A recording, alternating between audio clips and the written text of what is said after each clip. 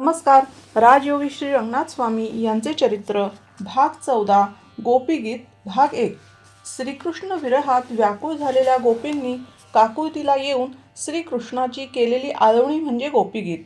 मी बोलू लागलो आणि स्वामींच्या रूपाने अवधान मूर्तिमंत झाले.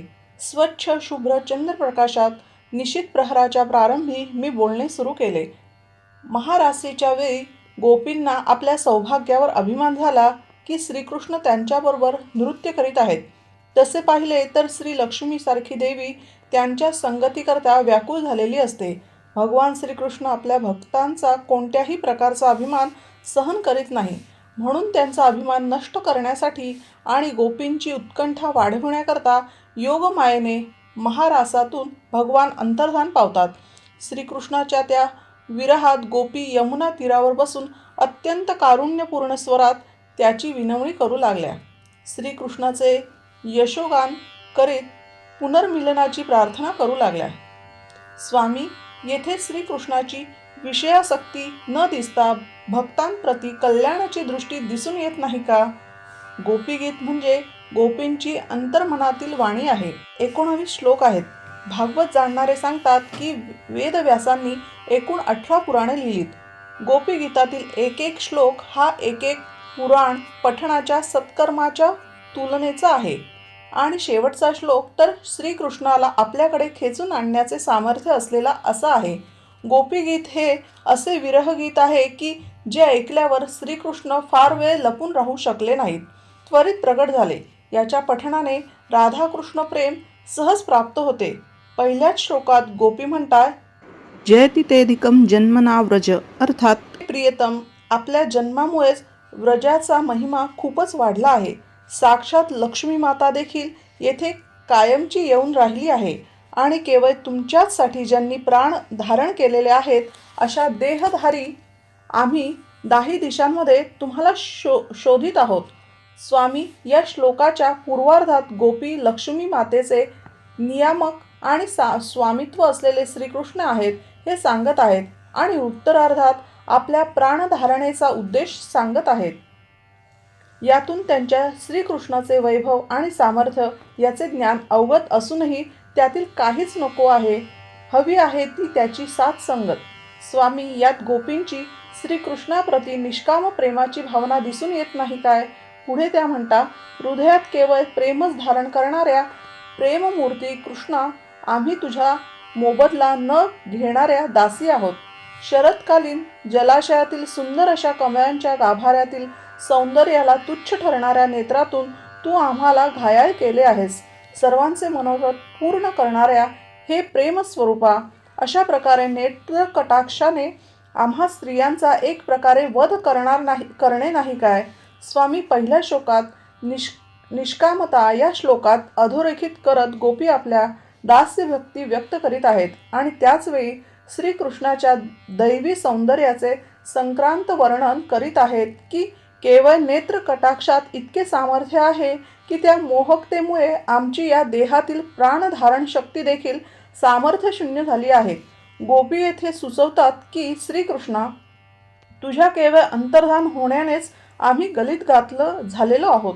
इतके नसत्या त्याच्या अस्तित्वाला गोपी अनन्यसाधारण महत्त्व देत आहेत.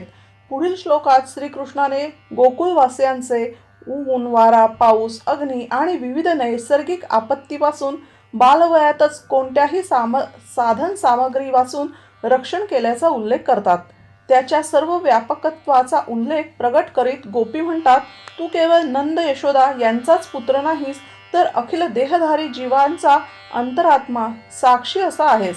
या विश्वाच्या रक्षणास असमर्थ असलेल्या जाणवल्याने ब्रह्मदेवाने आपणास यदुवंशात अवतार घेण्याची प्रार्थना केली. असे स्तवन करीत गोपी श्रीकृष्णाच्या अतुलनीय दैवी सामर्थ्याविषयी आपली धारणा प्रगट करीत आहेत. यात त्यांची भौतिक विषयासाठी आसक्ती किती दुर्लक्षित होत गेली आहे हे जाणवत नाही काय?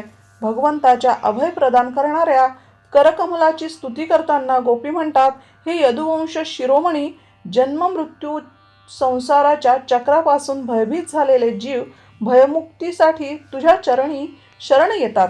त्यांना निर्भय करणारे, सर्वांची अभिलाषा पूर्ण करणारे आणि लक्ष्मीचे पाणी ग्रहण केलेले तुझे आशीर्वचनरूपी करकमल आमच्या मस्तकी ठेव. हे आम्हा ब्रजवासियांचे दुःख दूर करणाऱ्या वीरश्रेष्ठा, तुझ्या चेहऱ्यावरील स्मित हास्याच्या केवळ एका लहरीमुळे तुला पाहणाऱ्यांच्या अंतरातील मान, मद वगैरे शुद्धता लुप्त होतात. त्यासाठी तुम्हाला अंतर्धान होण्याची आवश्यकताच काय आहे? हे आमच्या प्रिय सख्या, तुमच्या शरणागत दासींना तुम्ही आपले सुंदर मुखकमल दाखवण्यासाठी प्रगट रूप धारण करा ना. स्वामी, या श्लोकद्वयीमध्ये गोपींनी भगवंताच्या आशीर्वचन आणि अभय देणाऱ्या करकमलांचे सामर्थ्य स्तवन करून त्यांच्या स्मित हास्याचे सामर्थ्य कथन केले आहे. मानवी जीवनातील दुःखाचे मूळ असलेले काम, क्रोध, लोभ, मोह इत्यादी षडरिपू जन्मभर साधनांचा आटापिटा करून देखील नाहीसे होत नाही. भगवंताच्या चेहऱ्यावरील स्मित हास्याच्या केवळ एका लकीरीने नाहीसे होतात. यातून भगवंताच्या जीवावर असलेल्या नियामक स्वामित्वाची जाणीव गोपींना आहे हे स्पष्ट होत नाही काय? आणि म्हणून 7व्या श्लोकात गोपी म्हणतात, हे भगवंता, ज्या चरणावर शरण येतात शरणागतांची सर्व पापे नाहीसी होतात. गाई गुरांच्या मागे जाणारी, लक्ष्मी निवासस्थान असणारी आणि कालियाच्या विशाल नागफणावर नृत्य केलेली आपली चरण कमले आमच्या वक्षस्थळावर ठेवून आमच्या हृदयातील विरहरूपी अग्नी शांत करा. स्वामी, या विनंतीमध्ये गोपींचा कृष्णचरणा कमलाप्रती असलेला नितांत आदरभाव प्रगट होतो. सामान्य व्यवहारात देखील आपण पाहतो ना की आपणच अतिशय आदरणीय वाटलेल्या व्यक्तीचे वापरलेली कोणतीही वस्तू असो, ती आपण पूजनीय आणि शिरोधार्य मानतोच ना.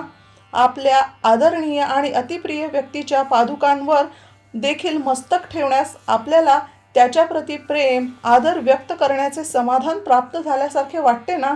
कारण प्रेम, आदर या भावनाच अशा आहेत की त्या पूर्ण अभिव्यक्त होऊ शकत नाही, परंतु त्या व्यक्त करण्याचा काहीतरी प्रयत्न केल्याशिवाय राहवतच नाही. याच भूमिकेतून गोपी या श्लोकात श्रीकृष्णास विनवित आहे की अभव्यक्त परब्रह्मस्वरूप परमशुद्ध असणारा हे प्रभू, आपले चरणकमल या देहातील प्रमुख अंग असलेले हृदय ज्या वक्षस्थळी स्थित आहेत त्या वक्षस्थळावर ठेव की जेणेकरून आपल्या विरहाने निर्माण झालेली तगमग शांत होईल. स्वामी, व्यवहारी दृष्टी पाहता वक्षस्थळ हे उत्तमांग आहे आणि चरण हे अधमांग आहे, परंतु हे व्यावहारिक भेद प्रेम आणि आदर प्रगट करताना पूर्णपणे शून्य किमतीचे ठरतात. म्हणून या विनंतीमध्ये स्पर्श सुखाच्या विषय वाचण्याचे शून्यत्व जाणवते. यातून गोपींचा विषयाप्रती भोग अकर त्याग हा दृष्टिकोन नसून उदासीनताही सिद्ध होत नाही. कारण त्या अपेक्षा तर दाखवित आहेत, परंतु त्याच वेळी कारण स्पष्ट करताना सांगतात की तुझ्या चरण स्पर्शाने आमच्या हृदयातील विरहाग्नी शांत होणार आहे. या 7व्या श्लोकावर गोपी गीतातील पहिली पायरी संपते. स्वामी, चला आपण थोडे यमुनाजल प्राशन करू आणि नंतर पुढील विवेचन पाहू. अवधूत चिंतन श्री गुरुदेव दत्त. निजानंद रंगनाथ स्वामी महाराज की जय.